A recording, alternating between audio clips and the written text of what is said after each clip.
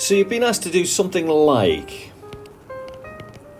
how many real roots does the quadratic function f of x equals x squared plus 4x plus 7 have? Well, first of all, let's look at what we mean by real roots. So if I draw an axis, we've got x and y axis, and then we're considering that we have a positive quadratic here, so a U-shaped quadratic curve would look like that. And then in terms of real roots, if this quadratic curve is going through the x-axis on a couple of occasions, as it does there, then we have two real roots. This has two real roots.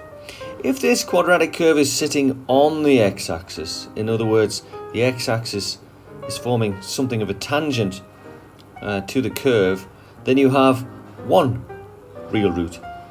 If the quadratic curve is sitting above the x-axis, not going through at all, then you have, in that case, no real roots. So two real roots, one real root, no real roots. And so if we put that to one side, if we wanted to work out how many real roots, then we can do it in a couple of ways, but we can certainly do it by complete the square. If we write f of x equals x squared plus 4x plus 7, so the same again, and then we try to rewrite that in complete the square form, where we're looking at this and halving it.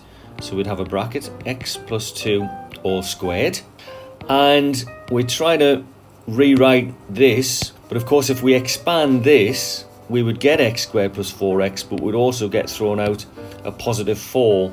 So if we take that off, then we have got the equivalent here of this. X squared plus 4x is precisely the same as x plus 2 all squared minus 4, and then we haven't got to forget the plus 7. So then we can rewrite it with a simplification, x plus 2 all squared, and then minus 4 plus 7 is just going to be plus 3.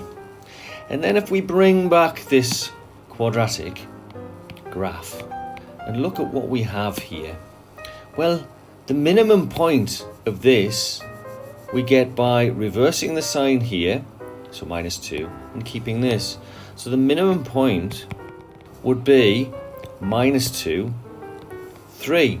So if we look at our graph, that would mean that we were going to take our function up to something like that, because we could say that this was minus 2 on the x-axis and this was 3 on the y-axis, and the minimum point is at minus 2, 3. So can you see that our quadratic curve here is not going through the x-axis, and therefore there are no real roots in this particular case. So we can work out how many real roots a quadratic has if we complete the square.